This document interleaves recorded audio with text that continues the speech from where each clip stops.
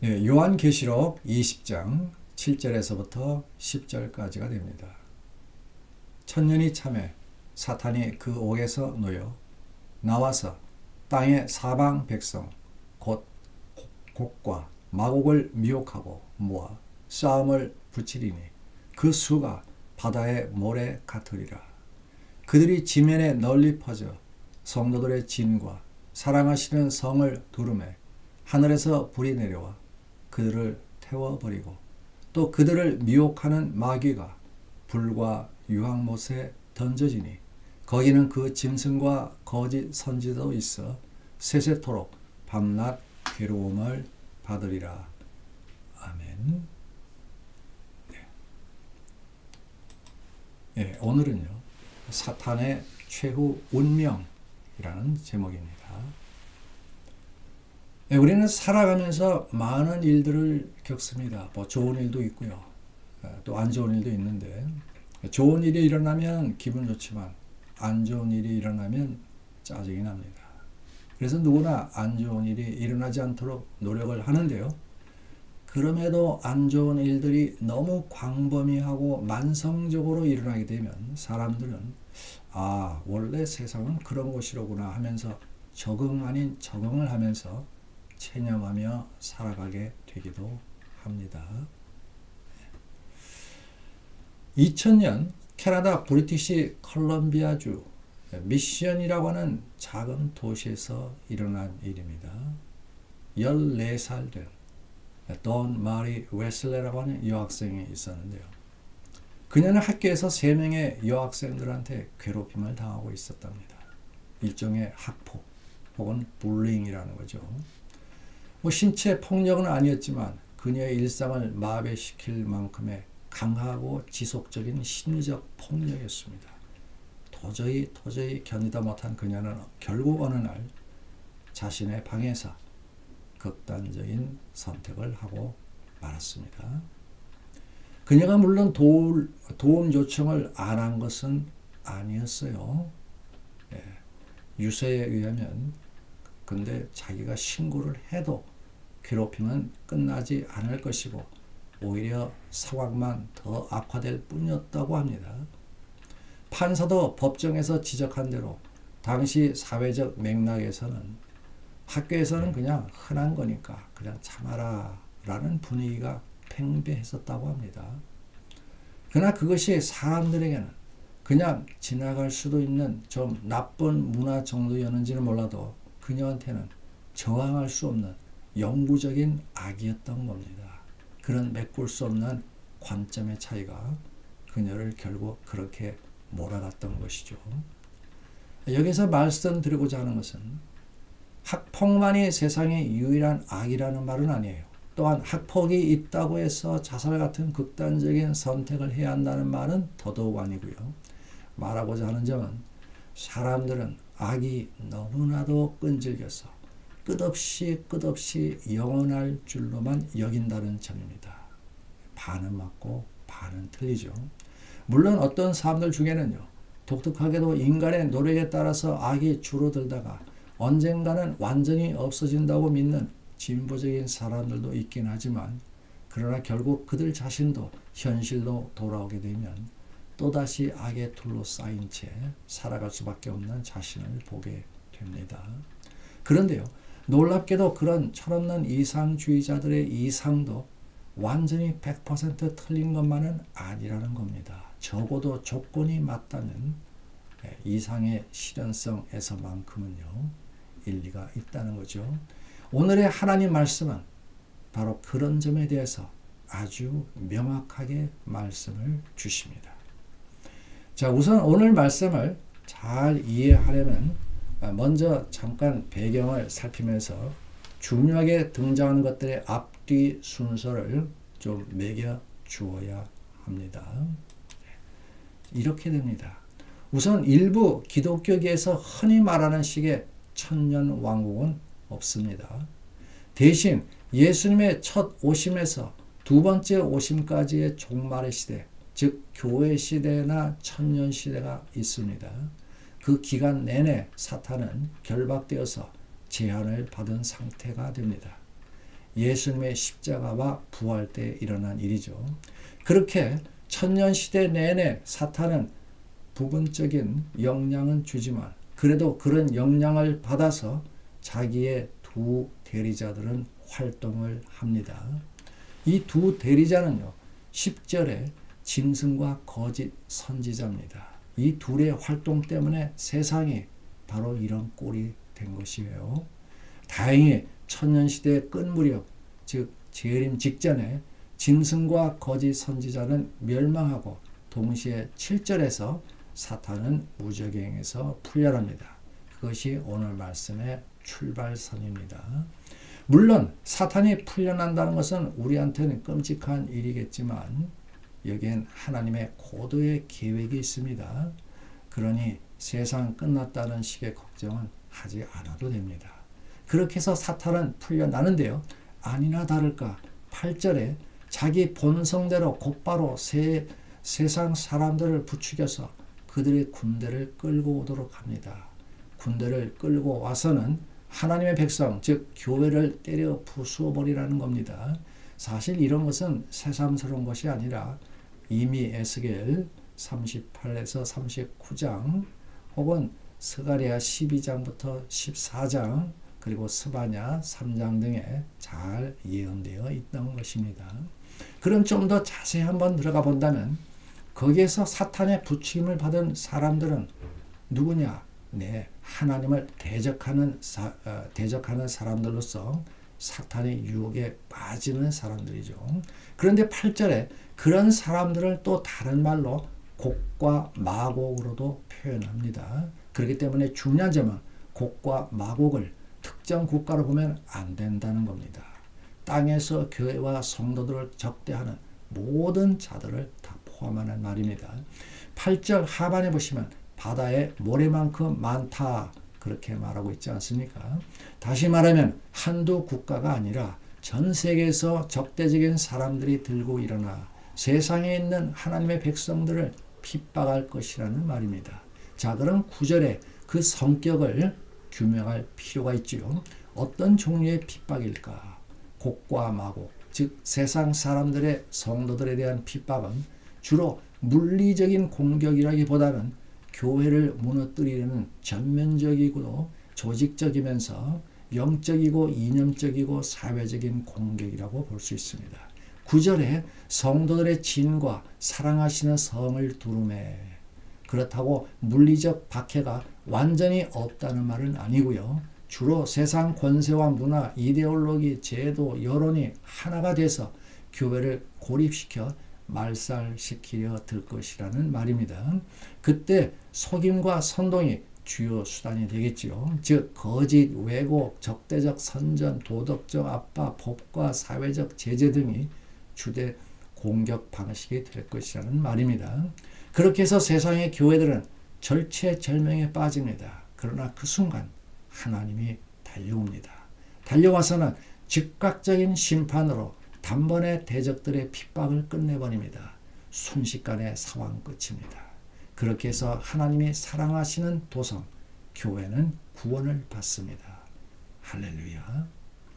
그러나 아직 모든 것의 완전한 끝은 아닙니다. 마무리할 일이 있습니다. 7절에 풀려났던 사탄의 처리인데 참고로 그보다 먼저 짐승과 거짓 선지자는 이미 19장에서 심판을 통해 완전히 무력화되어 있었습니다. 그렇지만 20장 10절에서 한 번 더 확정하고 최종적으로 봉인해 버립니다. 시기적으로는요. 천년시대 막바지 즉 재림 직전이 됩니다. 여기 잠깐 시간에 대한 혼선이 좀 생길 수 있는데요. 천년시대 끝에 즉 재림 시에 짐승과 거짓 선지자의 퇴장과 함께 사탄의 입장이 있게 되는데요. 이것들의 순서를 따진다는 것은 의미가 없습니다. 모두가 다 하나로 묶여진 단일한 사건이다. 그렇게 생각하시면 됩니다. 어쨌든 이왕 나온 김에 다시 한 번 더 사탄과 짐승, 거짓 선지자 그 셋의 관계를 살펴볼 필요가 있는데요. 그 셋은 자칭 삼위일체입니다. 사탄은 다른 말로 마귀인데 계시록에서는 용으로 등장하면서 제한된 범위 안에서나마 아버지 흉내를 내면서 악한 일들을 부추깁니다. 짐승은 사탄의 사주를 받아 사탄의 뜻을 세상에 정치적으로 이념적으로 구현하면서 감히 예수 그리스도를 흉내내는 체제입니다. 거짓 선지자는 사탄의 뜻을 세상에 문화적으로 종교적으로 구현하면서 감히 성령님을 흉내내는 체제입니다. 그 중에서 짐승과 거짓 선지자는 처리가 됐으니 이제 사탄의 처리만 남았다는 겁니다.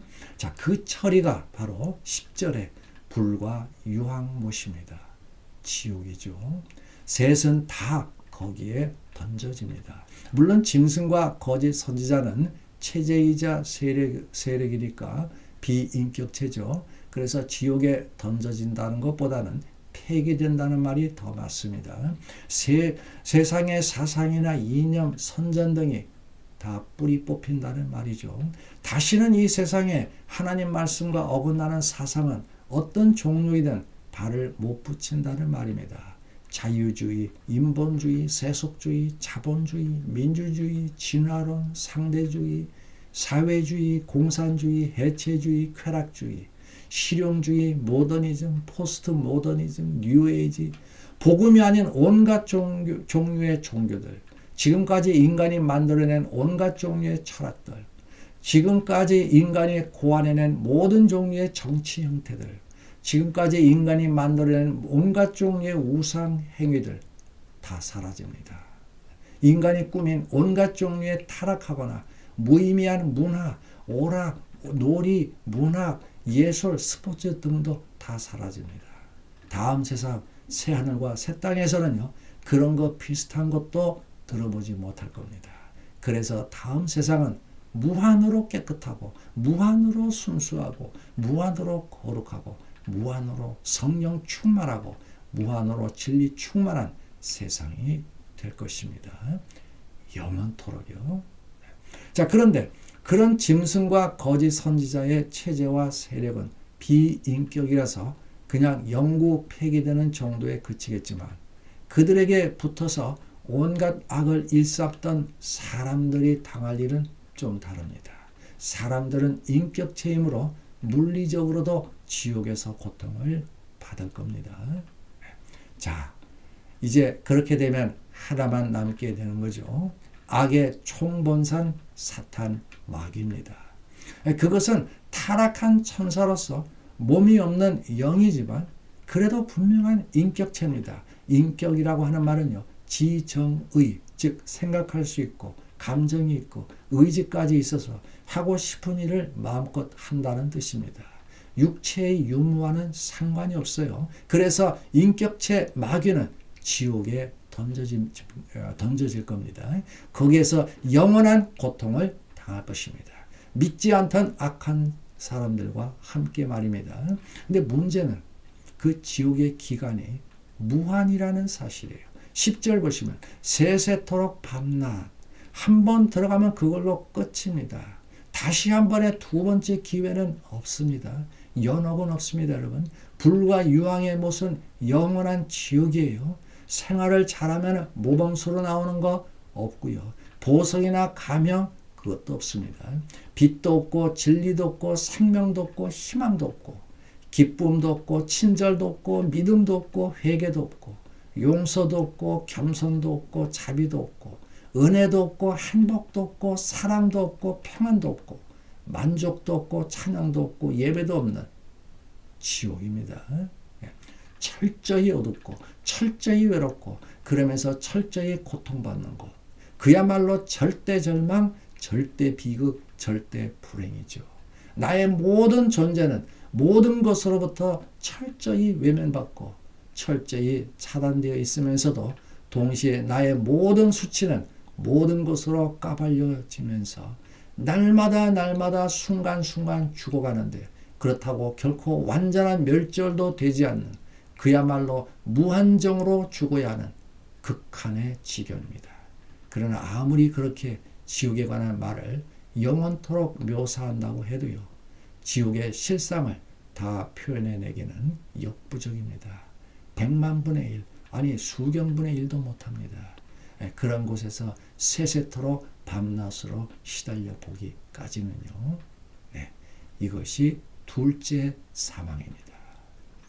우리 사랑하는 여러분, 여기까지가 오늘 말씀이에요. 자, 이제 어떻게 하시겠습니까? 지옥의 끔찍함이 잠깐 나오기는 하지만 그럼에도 우리는 그것에 대해서는 충분한 설명을 잘 들어야 하겠지만, 그래서 다른 사람들도 절대로 지옥에 가서는 안 되겠지만, 그렇다고 그것이 오늘 본문에서의 주 핵심은 아닙니다. 핵심은 천년시대가 끝날 때, 즉 재림이 올 때 악은 세상에서 완전히 사라진다는 사실입니다. 물론 악이라는 것에는 사탄의 악도 있으나 인간의 악도 있지요. 그러므로 아직 땅에 사람들이 있다면 여전히 악은 남아있는 겁니다. 재림시에 불신자들은 심판을 받겠지만 구원받은 신자들은 완전히 성화될 텐데요. 그때까지는 그렇게 악이 남아있는 겁니다. 어쨌든 이렇게 사탄까지 해서 악의 삼위일체는 완전히 제거되는 겁니다. 새로 시작될 다음 세상에서는요, 악은 영원토록 없을 것입니다. 자, 그럼에도 불구하고 현재 땅에 사는 사람들의 심령은 그런 찬란한 미래와는 다릅니다. 여전히 이 세상에는 악이 꽉 차 있기 때문인데요. 그래서 사람들은 끊임없이 질문하고요. 끊임없이 의문을 품고 때로는 반발도 하는 겁니다. 왜 세상은 이토록 문제가 많을까? 왜 사람들은 그토록 노력을 하는데도 세상은 여전히 더럽고 힘들고 사악할까? 왜 겉으로는 다들 착하게 보이는데도 막상 어떤 계기가 오면 딴판으로 변하는 것일까? 그렇게 질문에 질문을 하고요. 의문에 의문을 품으면서 나중에는 반발도 하게 되는 거죠. 끝내는 기독교의 하나님에게까지 반항을 하게 되는 겁니다. 왜 하나님이 계시다면 세상은 이토록 정의롭지 못하고 악한 자들이 잘되고 착한 자들은 언제나 힘들게 살아갈까? 이거 오래된 고민거리입니다. 그러면서도 어느 정도는 일리가 있는 말이기도 하지요. 네, 어느 정도만은요. 그래서 많은 사람들이 그런 세상의 현실에 좌절하곤 합니다. 술을 먹고 유흥에 취하고 다른 것들에 빠지곤 하지요. 잠시라도 잊어버리고요. 그러다가 정신을 차리면 다시 또 원망합니다. 세상은 불공평해. 세상은 악해. 세상은 너무 힘들어. 그런 생각 속에 오래오래 살다가요. 감당하기 힘든 일이 개인적으로 닥치면 그 중에는 극단의 선택도 하게 되는 겁니다. IMF 때를 보세요. 세상에 대한 원망이 없었더라면, 아니 세상에 대한 다른 면을 보았더라면 그런 선택을 하지 않았겠죠. 그러나 그들은 이 세상의 한쪽 면만 바라본 것입니다. 그리고 그 점에서 그들의 판단이 부분적으로는 맞았습니다. 세상은 참 힘든 곳이에요. 그러나 이 세상 말고 다른 세상이 있다는 사실은 몰랐던 겁니다. 아니 그 다른 세상이 이 세상 속으로 입이 겹쳐 들어와 있음을 몰랐던 겁니다. 천년시대는 끝납니다. 그리고 그 천년시대가 힘들다고는 하지만 천년시대의 그 중간 사이사이에도 부분적이지만은 이미 정의는 실현되고 있었습니다. 억울함만 있는 것은 아니에요. 그것이 바로 또한 요한계시록의 메시지입니다. 요한계시록은 지금까지요. 여러분 다 잘 보셨겠지만 천년시대, 그러니까 지금 이 현 시대에도 이미 심판은 간헐적으로 쭉 있어 왔다고 합니다. 여러 비유의 모습으로 지금까지 줄기차게 반복되고 또 반복된 것이죠. 네, 현 세상에서도 이미 처벌은 받고 있습니다. 그러나 완전한 처벌은 아니에요. 그래서 오늘 같은 본문이 꼭 나와야 하는 겁니다. 하나님은 사탄의 마지막 발악을 보려고 한 번 더 그를 풀어준 것입니다. 그래서 악이 한계점을 넘어서자 사탄을 영원히 처벌합니다. 지옥에서요. 짐승과 거짓 선지자도 완전 폐기되었고요. 그를 따르던 추종자들 모두 다 지옥에 떨어졌습니다. 그렇게 해서 악의 나머지 부분까지 말끔히 청소가 된 것입니다. 자, 그런데 사람들은 어떻습니까? 모순을 보일 때가 있죠. 그런 점에 대해서. 이번에는 또 사람들이 이렇게 말합니다. 왜 하나님은 지옥 같은 그런 끔찍한 곳에서 꼭 처벌을 주어야 하나? 너무 잔인한 거 아니냐? 용서의 하나님이라면서 아량을 좀 베풀어야 하는 거 아니냐? 그러니까 어떤 때는 하나님이 계시다면 왜 정의로운 심판을 내려서 악한 자들이 발도 못 붙이게 하지 못하는가 하다가요. 또 어떤 때는 하나님이 사랑이라면서 잘못을 좀 저질렀다고 하더라도 좀 봐줄 것이지 지옥에 처할 것까지 있는가 라고 또 따집니다. 어떤 때는 하나님이 너무 봐주는 것이 무능하다고 따지더니 어떤 때는 하나님이 너무 법대로만 한다고 잔인하다고 또 따집니다. 그게 세상의 모순이죠. 영원히 끝나지 않는 모순. 우리 여러분, 그래서 우리는 계속 악의 심각성을 통해 악의 본질을 똑똑히 봐야 하는 겁니다. 예를 하나 들어보겠습니다. 이것은 수많은 것들의 한 가지 예에 불과합니다. 가정에서 부부를 보세요. 처음엔 가슴 설레면서 두 젊은 남녀가 만나 연애를 하죠. 마치 하늘을 나는 듯 꿈을 꾸는 듯 상대를 위해서는 뭐든 다 해줄 수 있다는 듯 두 남녀는 사랑을 나눕니다. 그렇게 해서 결혼하고 자녀를 낳고 세월이 흐릅니다. 물론 세월이 가도 알콩달콩 잘 살아가는 부부들도 있지만 그렇지 못한 부부들도 있습니다. 그럼 주위에서는 그러죠. 왜 부부 생활을 그렇게 똑바로 못하냐? 그럼 왜 애초에 결혼했냐? 말은 그렇게 안 해도요. 사실 속으로는 그런 비웃는 심정들입니다.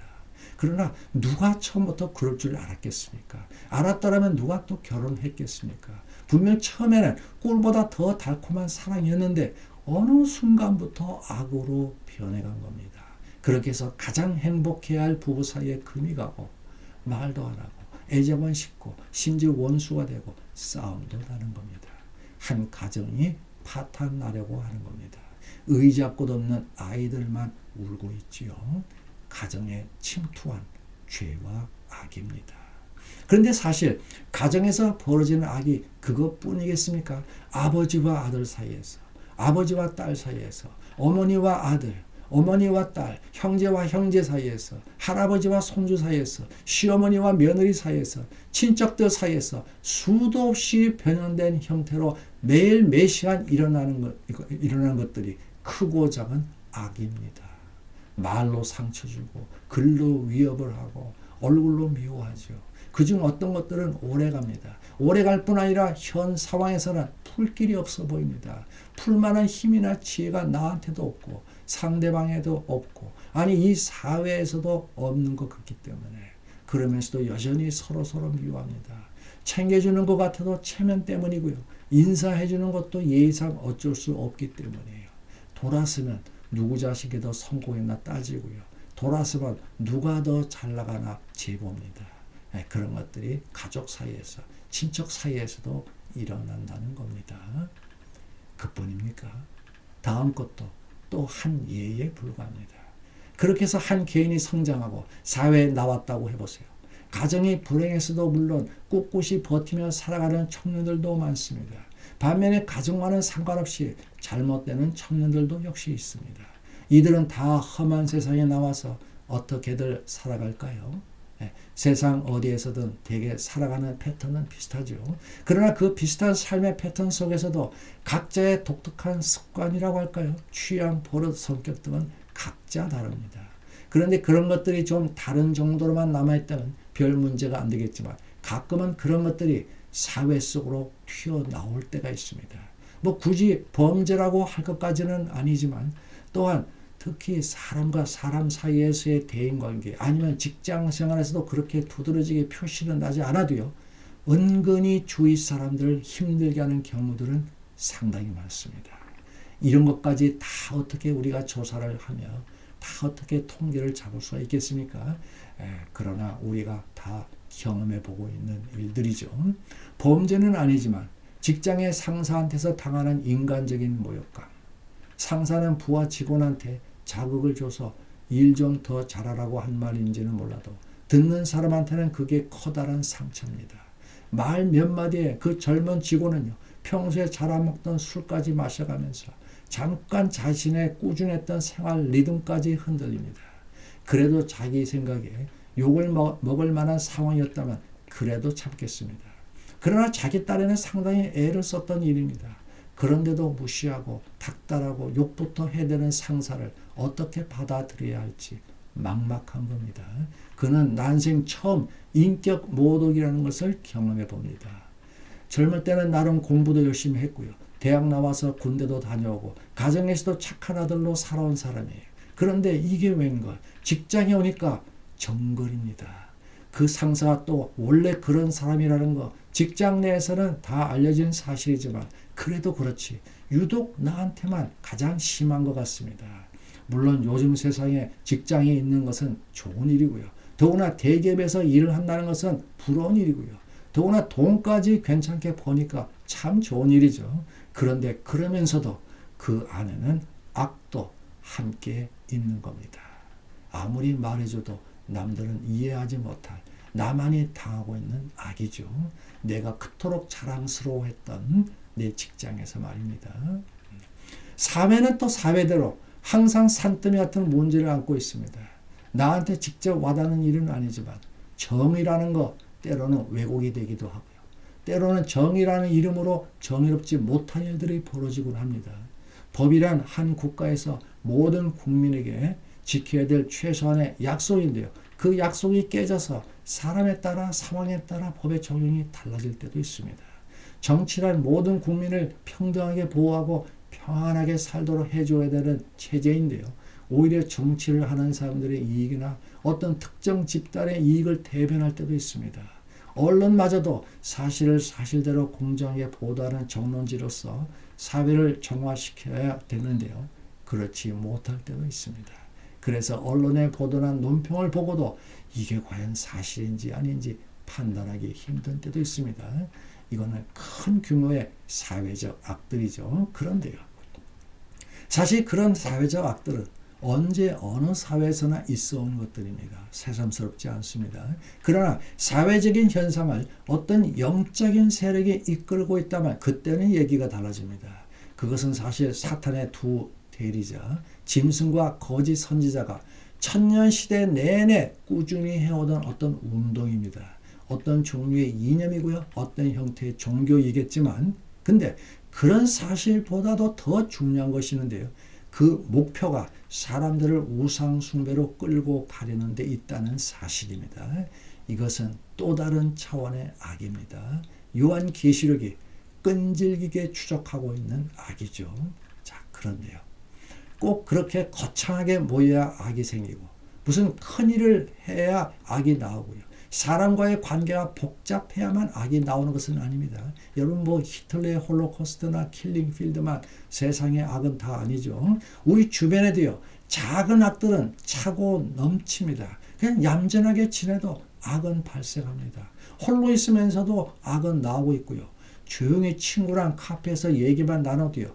악은 나올 수 있고요. 그냥 집에서 컴퓨터로 작업만 해도요. 악은 나올 수 있어요. 아니 자연인이 되어서요. 아무도 안 만나고 아무런 사회활동 안 하고 가족도 안 만나고 일도 안 하고 돈도 안 벌고 TV도 안 보고 인터넷도 안 하고 SNS도 안 하고 스마트폰도 없이요. 그냥 좋은 책만 보고 혼자서 운동만 하고 밥만 먹으면서 지내도요. 죄는 짓고요. 또 죄가 있는 곳에는 악은 생겨납니다.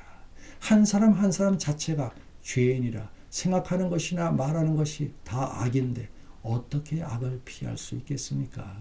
다른 사람이 주지 않으면 자기 스스로 만들어내는 것이 또 악입니다.